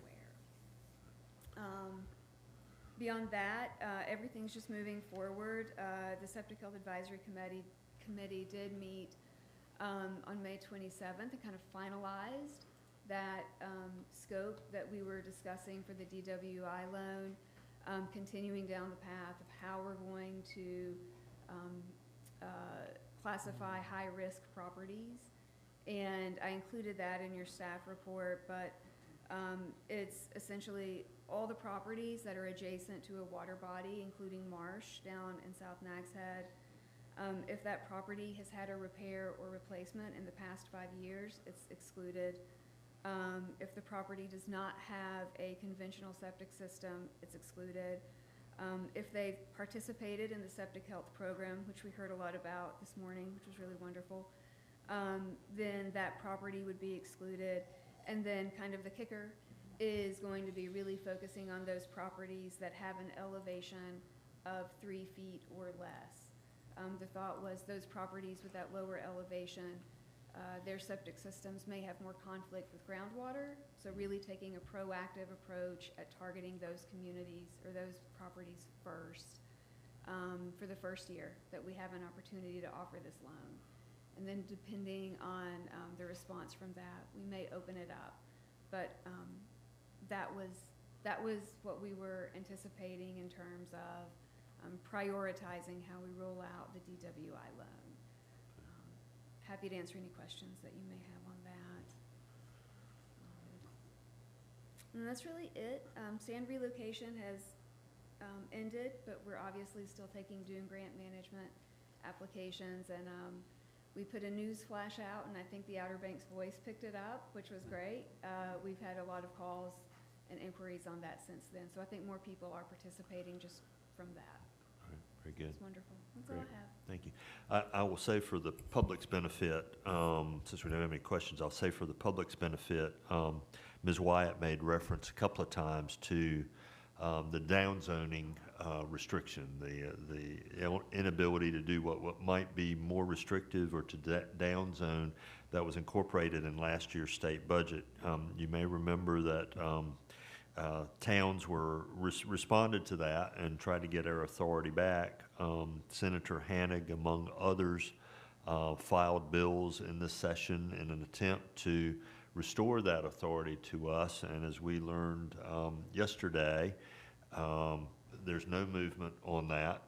We are hopeful that they are just trying to find a place to put it in a bill that everybody wants. So hopefully it will get passed. But I will also tell you that we learned yesterday that the Senate members were polled about their availability between now and November. So there is the possibility that they would stay in session as long as through the end of October this year. At least they've been asked if they're available for that long. So thank you, Kelly. Thank you. And that brings us then to consideration of a site plan amendment submitted by the town regarding the wellness facility. And again, this goes hand in hand with a couple of other things we've seen. Kelly? Thank you so much. I'm going to try to pull up a site plan on the screen for everyone as I go through this and kind of visualize what we're talking about.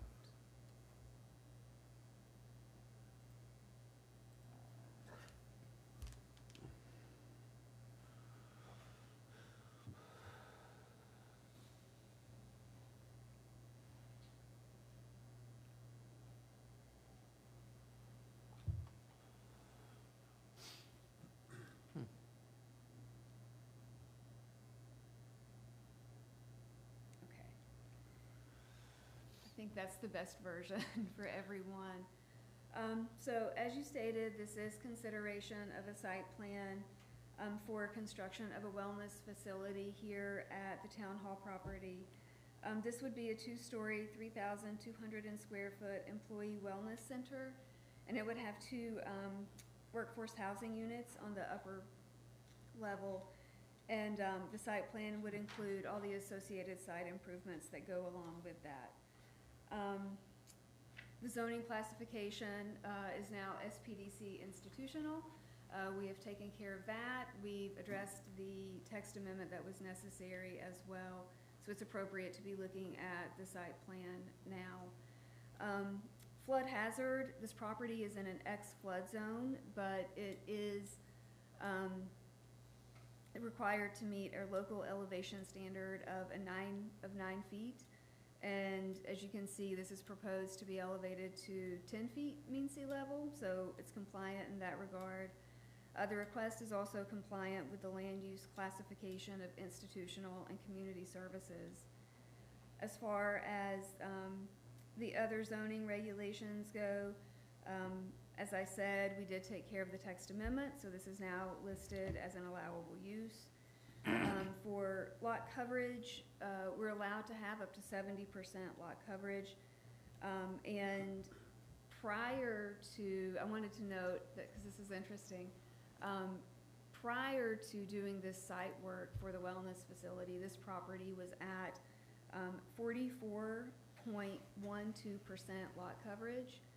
And with David Ryan doing the work on this, with the new site improvements, the new wellness facility, and additional parking done in turf stone, it's actually a reduction in lot coverage. So we went from 44.12 down to 44. And I think that's predominantly because of our, yeah, it's wonderful. That's great. So Every bit counts, right? Good time to plug, also no fill, so no stormwater management is going to be required, though we have the ability to capture that. With regard to height, it's compliant. We're allowed to go up to 42 feet when we have an 812 roof pitch, and we're at 34 with an 812. So architecturally, also speaking to that 812, this structure is going to really show a lot of what we're looking for in terms of our residential architectural design. We have cedar shake, we have board and batten, we have a porch, wraparound porch. We have the 812 roof pitch that's desirable. We really have so many of the elements that we like to see in all of our developments incorporated into this. So we are meeting all the architectural design standards in that regard. For parking, as you can see, the site plan included adding an additional 15 parking spaces. That's more than adequate for the fitness facility, but in anticipation of having some workforce housing above, we wanted to make sure that we had at least 1 parking space per bedroom. And so we're going to have 2 4-bedroom units. So that's going to require some additional spaces. So instead of trying to accommodate all those spaces here, we looked at it holistically in terms of the entire site. And David Ryan went through the process of recalculating all the parking requirements for our administrative offices, police, et cetera. And so when we look at it holistically, we're going to need 76 parking spaces for all the facilities on the site, and we have 86. So we have ample. So we're compliant in that regard. Buffering and landscaping. There's a separate landscape plan in your packet, but there's quite a bit of interior landscaping that has been provided. It meets that minimum requirement that we have within our town code. I believe it's 10% of the total area of the parking spaces shall be dedicated to landscaping. We would need 320 square feet, and we have well over 1,000 square feet, so we're compliant in that regard. We do have, because we have some residential over here, we do have to have that commercial transitional protective yard, which is going to be 10 feet, 2 rows of planting. So we do have that shown. Some of that's an existing mature vegetation. Where there's not, it will be supplemented. And I will note that we have an existing block building here that goes up to the property line. So the buffering will not be able to extend that far. But I've heard some people say the people back there might prefer to have a block building that close as opposed to something else. But we will make sure that there's adequate landscaping. There's no new lighting being proposed, no new signage being proposed. We do have health department approval that was included in your packet. Obviously for traffic circulation and for stormwater, we're compliant in those regards. Fire, this building will be required to meet North Carolina Fire Prevention Code, and our Public Services Director has reviewed this and approved the site plan as well. So I am happy to answer any questions that you may have. The Planning Board looked at this at their previous meeting and was very much in favor of it. Obviously recommended approval of the site plan, and we're very complimentary of the town taking the initiative to provide some workforce housing above where they could. Great, thank you. Thank you. Anyone have any questions for Kelly? No questions. That's great. Okay, great. Again, something we've seen and been working on. A couple of things I'll point out, again, for the public's benefit. Sometimes people say Nags Head is hard to work with, but we follow our own rules when we do our own thing. And we're very transparent about that. And the other thing is, yes, I will also applaud the fact that our town is taking this step. I think the board is very happy that the town continues to take steps to try to offer housing opportunities to our employees in the absence of any other program. If there are no questions, then perhaps a motion to approve the site plan would be in order. So moved. Is there a second? Second. I have a motion and a second to approve. Is there any further discussion? Hearing none, all in favor signify by saying aye. Aye. Aye. Opposed? Great. Thank you. And Kelly, one more thing, and we'll let you sit down, and that's a planning board member to serve on septic health. I think this is an easy one. It is very easy. So at their last meeting, the planning board did nominate Basil Belches to serve on the Septic Health Advisory Committee.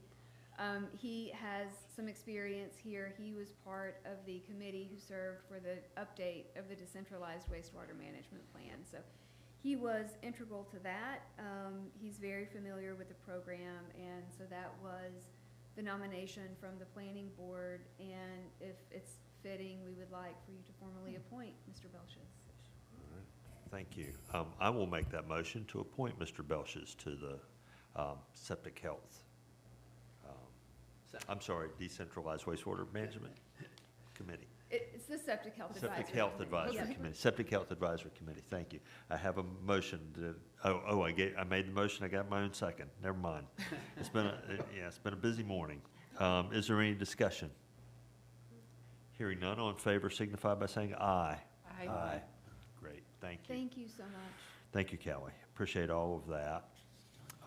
New business, that brings us to committee reports. Bob, anything to report? Mayor Bob Mueller, former Mayor Bob Mueller, already talked about the 50th anniversary of Jockey's Ridge State Park, and the committee there just wanted to thank the town and the board for their continued support. And he mentioned the first drone show. There was a lot of firsts. There was a first outdoor concert that the governor introduced. It actually called the Red Rocks of the Outer Banks. Yeah. So that was interesting. There was horseshoes, there was yoga, and there was a pop-up disc golf course that was also very popular. There were 96 people signed up for that, and it was so well attended that they're thinking of making that a annual event. So That would be cool. yeah, so Good. some very exciting stuff. It was a great weekend. It was well done. Thank you to, Very well to done. you You guys and were all the there. friends. I mean, it was just a really spectacular event. It was. It went. The committee did a great job. It went very well. So, Yeah, so it really big did. thanks. So Big thanks to them too. Thank you. And it would be great to have some annual events flow out of that. It would be. Like the disc golf tournament would be really Maybe cool. some more concerts. Yeah, yeah. Commissioner Lambert, anything to? Ms. Wyatt did a great job with the Septic Health Committee update. I did want to add or echo what she said. I'm very excited about the idea of being proactive and trying to find these high-risk properties. In general in life, we like to be proactive instead of reactive, but especially with septic problems, we really want to be proactive. It's no fun dealing with septic problems reactively, so I'm really excited about that component of it. The Government Education Access Channel still has not met, but we are meeting at the end of this month. And then, of course, we have Roberta's, the Nags Head Lifeguard film that will be showing in July that we saw a little bit of that I'm very excited for. Yeah, excited about that. I was not able to attend the the Jeanette's Pier Advisory Committee. Andy, I think you were there that morning. Anything to report from that? Probably the biggest thing they talked about was the replacing of the sponsorship fish that have been inside the decking for many years. They're replacing the decking for the entire pier with a new material. It's not wood, it's PVC and fiberglass, I believe, and it's going to be very durable and should last a really long time. They've got funds to do the whole pier, and so they're pretty excited about it. But unfortunately, you can put fish into that material, and so they're working on a project to try to figure out how to redo the fish, and they've come up with a lot of ideas, and they're not finalized on what they're going to do yet. One idea was to make a wall on the side of the pier house to place the fish, or to come up with something as a substitute for the fish. But I think that's probably the most notable item that I recalled from the meeting. Great. Thank you, Andy. Appreciate that. That brings us next to consideration of disaster debris removal, and David.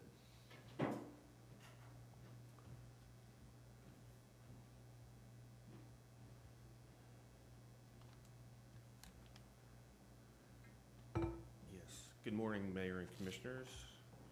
Morning.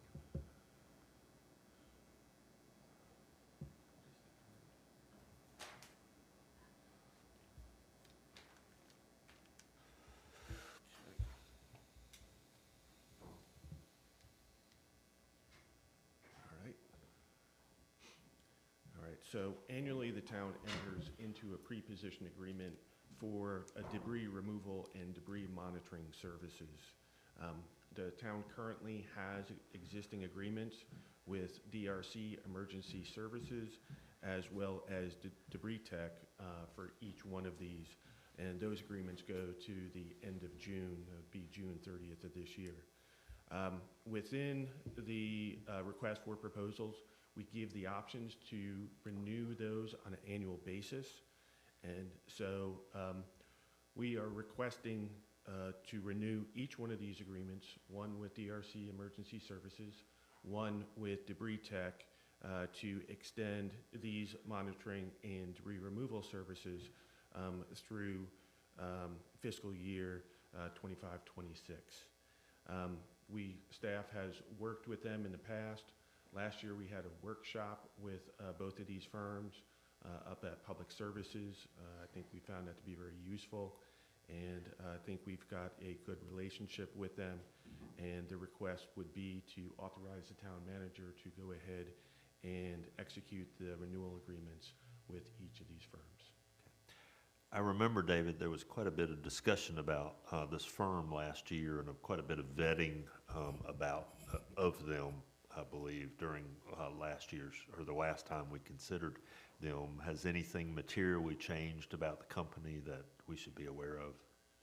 No, it has not.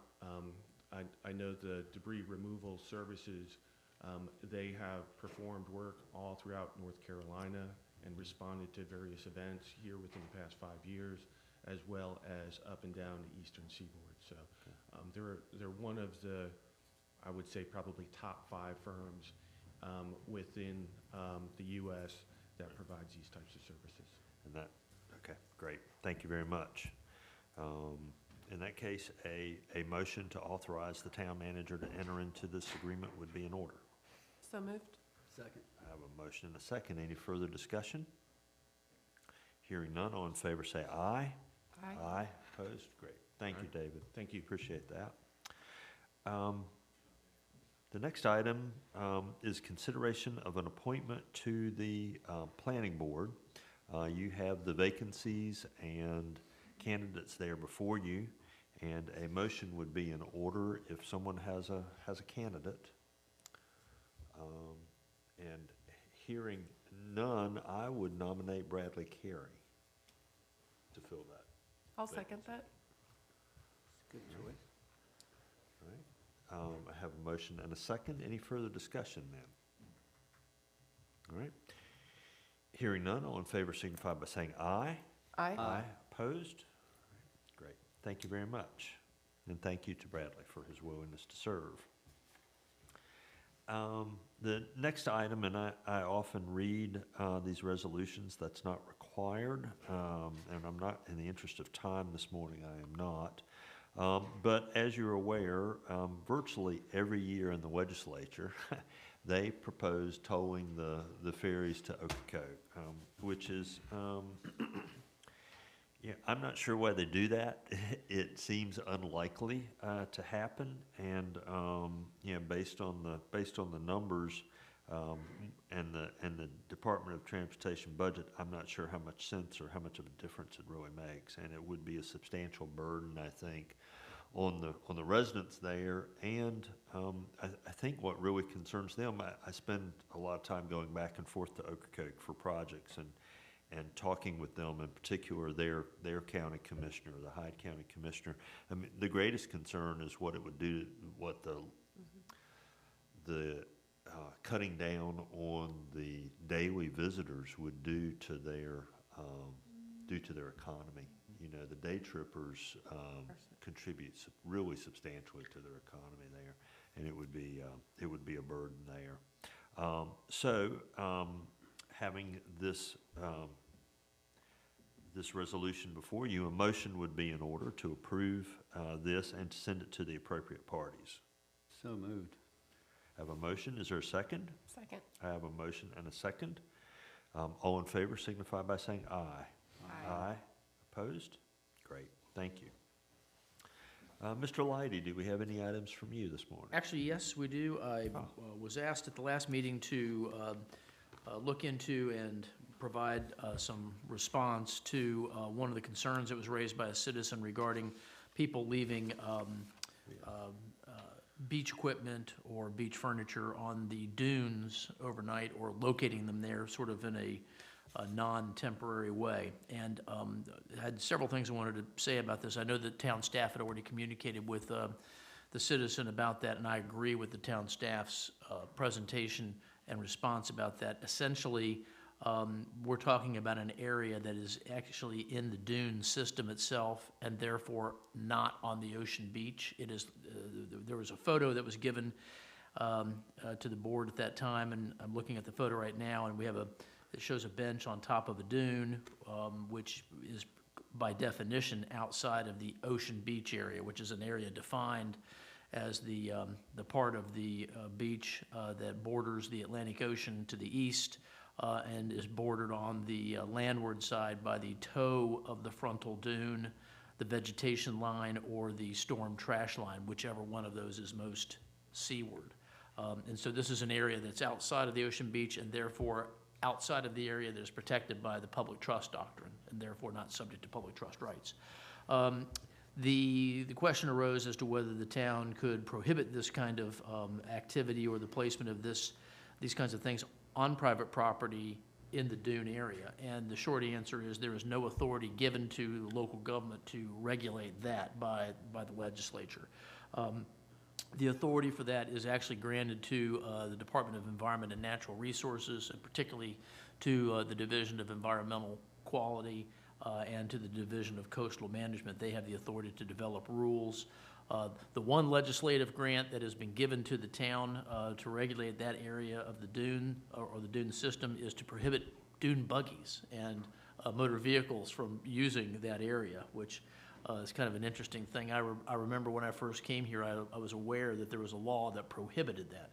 And the town has adopted an ordinance prohibiting that, consistent with that legislative grant. But beyond that, we don't see any clear authority authorizing the town to regulate that activity. So anyway, I wanted to provide that summary of what we've determined about that, and that we again endorse the town's position about this, that there is no current ordinance prohibiting this, nor any legislative grant of authority to enable the town to do so. Great. Thank you, John. Yes, Appreciate sir. you looking into that and giving us your report. Certainly. Any questions for John on that? Yeah. Okay. Great. Thank you. That brings us to items referred to and presentations from the town manager. And the first being a resolution in appreciation of David Clausen. Amy? Sometimes I read these full resolutions. I was not going to do that. I do want to note that the purpose of this resolution is that the Nags Head Board of Commissioners does extend its heartfelt appreciation and sincere gratitude to David Clausen for his 35 years of outstanding service and contributions to the citizens of Dare County. But he's been a good friend to the town, and I hope that's what Amy's gonna say a little bit about. He's been a good friend of the town, and he's a mentor for me, quite frankly. Today, we just did want to acknowledge David Clausen and wish him the best on his new chapter of retirement this month. He is the finance director and the deputy county manager for Dare County. He's been with them for over 35 years in that role. He's provided exceptional public service to the county. And really, he was a pioneer in financial reporting 35 years ago when he set the standard for submitting an ACFR. And to me, that's just always been, you're going to submit an ACFR. So I appreciate him for setting high standards. He actually has served as a model for many towns, with obviously no exception to Nags Head. He hired me as his accountant for Dare County in 2002, and that began my public accounting career. And there's a lot of intricacies in public finance in North Carolina, especially, and I learned a lot from him. And I wouldn't be here if it wasn't for him, so you can blame him for that. But honestly, I couldn't do this. I wouldn't be here if he didn't hire me in that role and have faith in me. He served as a mentor for me for over 20 years, and to this day I can call him anytime if I have any questions or something we need to navigate. Nothing's too stupid for me to ask him. I appreciate his patience, but one example I just wanted to give was, when we did our lobs, that was the first time I have ever been through that, and that was a year-long process, if not more. There was a lot to that, and even though we had, bond attorneys and financial advisors helping us through that, there are a lot of post-disclosure requirements that they kind of just leave you with a bag to figure out, like LGC requirements and posting on Emma for the kind of reports that the bondholders need to know. So those were things that he helped me with, so essentially helping the town. And I would be remiss if I didn't acknowledge an integral part of our beach nourishment is because of him and because of Dare County. We did our first project in 2011. We were the first ones. They helped us navigate that. They gave us half the funds for that.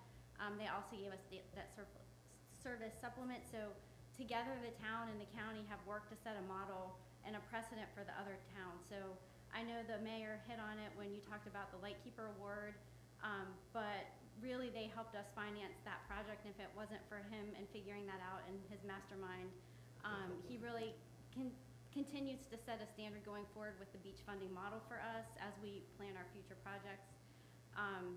He leads the county in continuing to increase their issuer rating. They just had it increased, I think, in December. And when they look good, then we're going to look good. So that only helps us because we get rated every year also.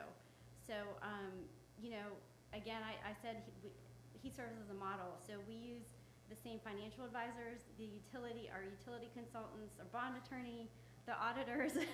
If it's good enough for him, it's good enough for me. Let me just say that. It also helps to provide a lot of continuity since we're very integrated with them, obviously, in beach nourishment.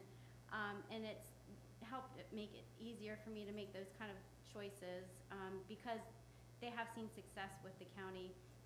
He just always had set a really high bar, never compromised on standards, so we all learned to rise to those standards rather than him, kind of lowering his expectations. And so I want to thank him for, giving my career here in the Outer Banks, and we really just are asking the board to formally acknowledge and thank him for his contributions and wish him happiness and fulfillment and health in his retirement. Much deserved. Thank you, Amy. And I know it's been said many times in meetings with you and Andy that, well, Dave, we called Dave, and Dave said X, you know. And so that's been important, you know, when we're trying to keep our budgets in line and understand what the economy is doing.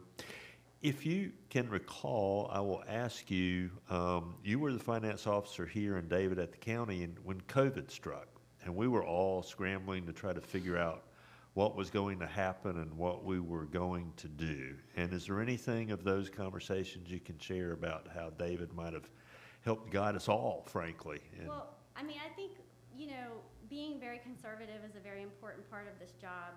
And so putting ourselves in the most conservative situation with, you know, lowering revenues and expectations and things like that, that just kind of helped us. It put us in a good position to always kind of be conservative. I'm not saying think of the worst, but, you know, I think preparing for the worst kind of helped us to be able to come through with COVID in a position that we could have really not imagined. So yeah, I think just being very conservative is an important part in planning for future success. All right. Thank you very much. I know that, you know, we speak occasionally here about our relationship and our cooperation with the county, of which David is a very significant part. Not many counties and their towns enjoy the kind of relationship that we have here in Dare County, and we were grateful for folks like David who share their expertise with us. So you have the resolution before you, again, that we are expressing to David our heartfelt appreciation and sincere gratitude on 35 years of service. And I will make that motion that the board adopt that resolution and send it to David with our congratulations and appreciation. Is there a second? Second. I have a motion in 2 seconds. So all those in favor signify by saying aye. Aye. Opposed? Great. Thank you, Amy. Thank you. That brings us to an update on the 2025 town fireworks display. All right, Deputy Chief Height.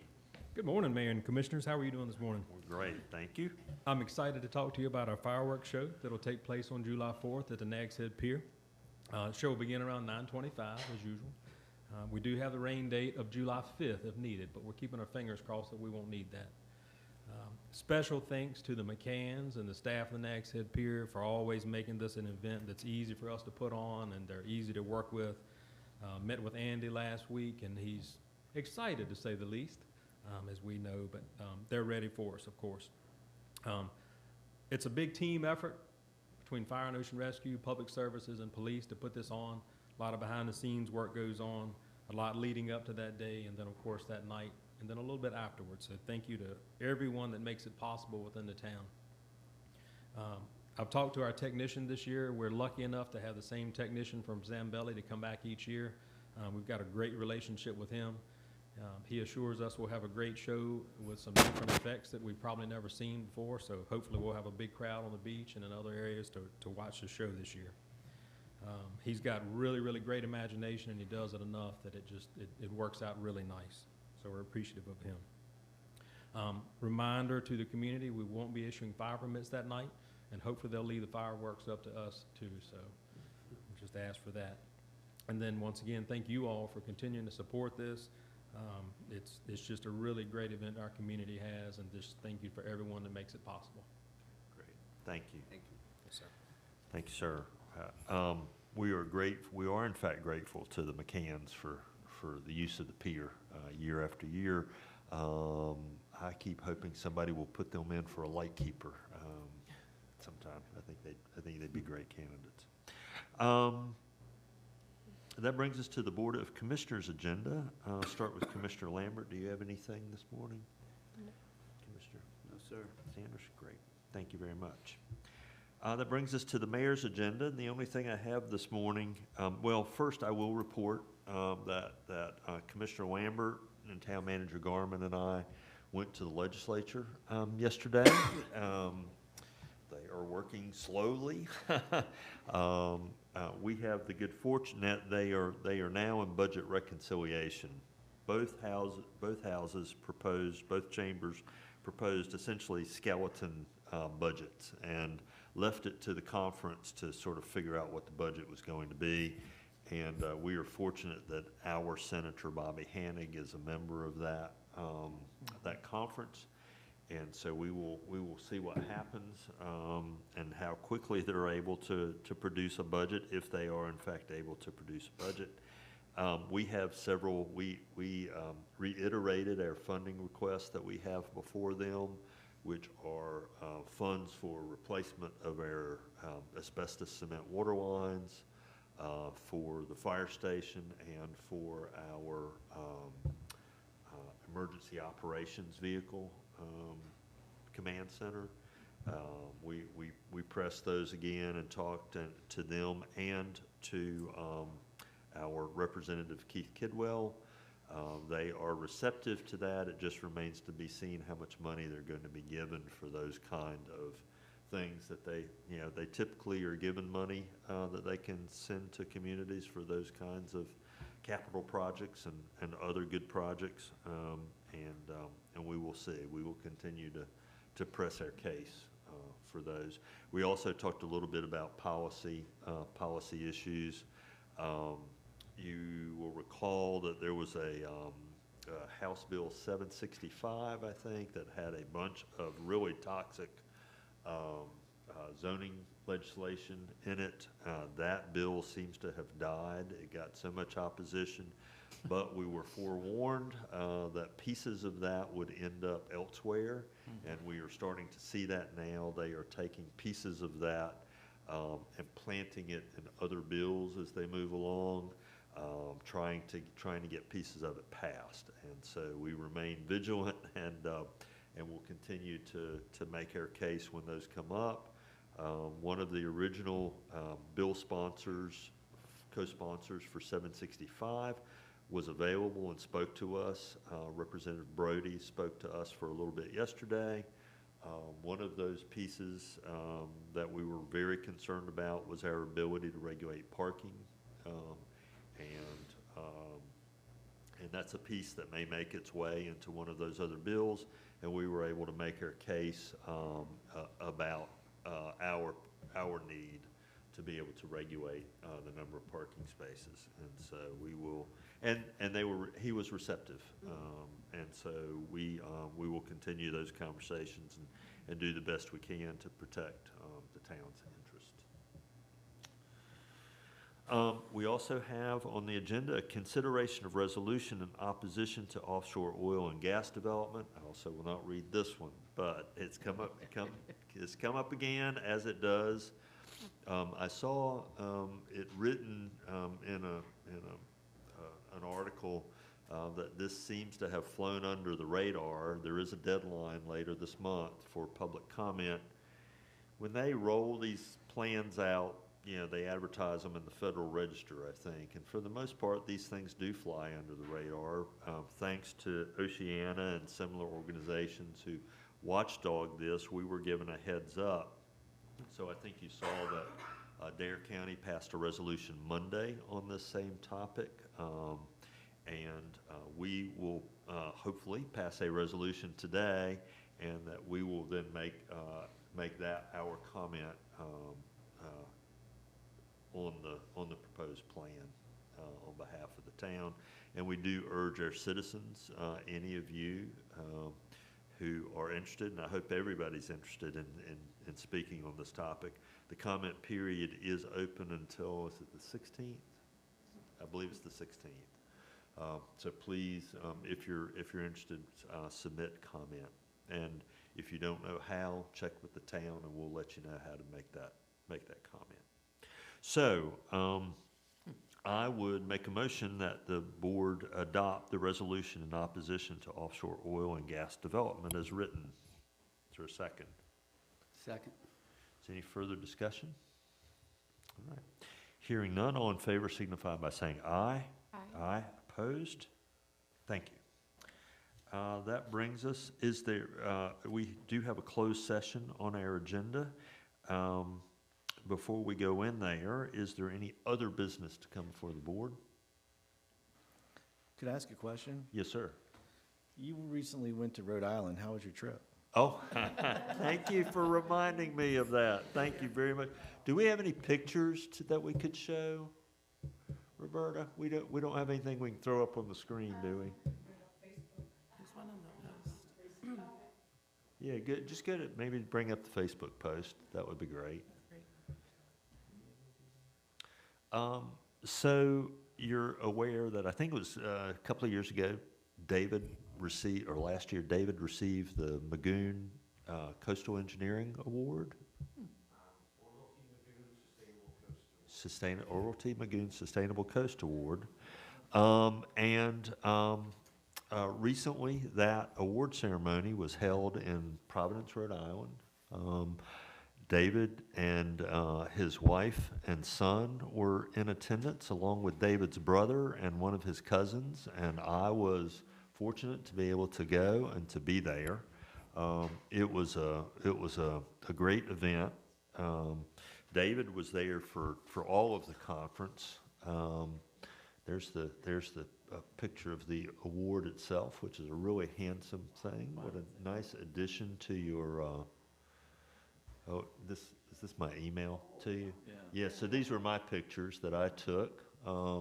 Lovely facility there in Providence. David was there for the entire conference. There's David and his son and his wife there.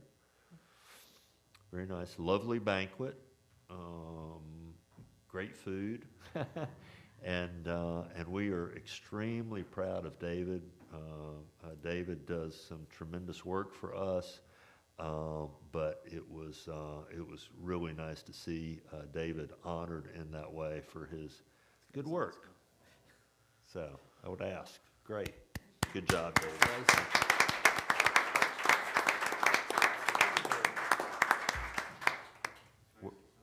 Yes, sir, you may. Of course.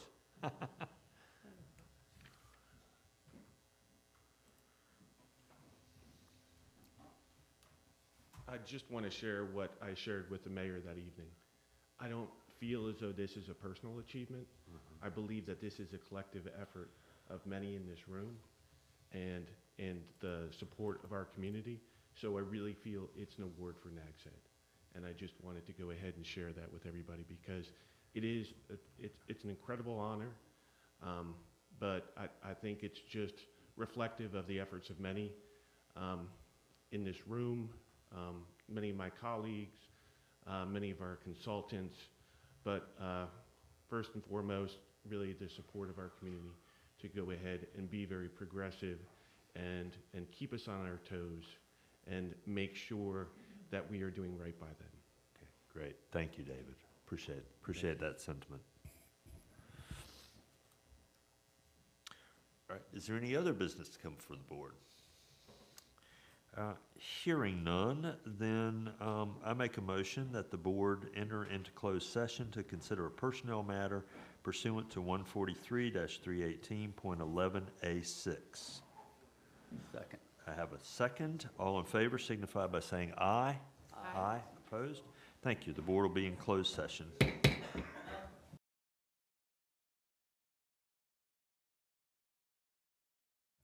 All right, the board has returned to open session. Mr. Leidy? Yes, sir. Mr. Mayor, the board did discuss personnel matters, but no actions were taken. Okay. And we addressed other business before we went into the closed session. We do not need another workshop or meeting this month, so a motion to adjourn would be in order. So moved. Second. I have a motion and a second. All in favor signify by saying aye. Aye. Thank you. Meeting is adjourned.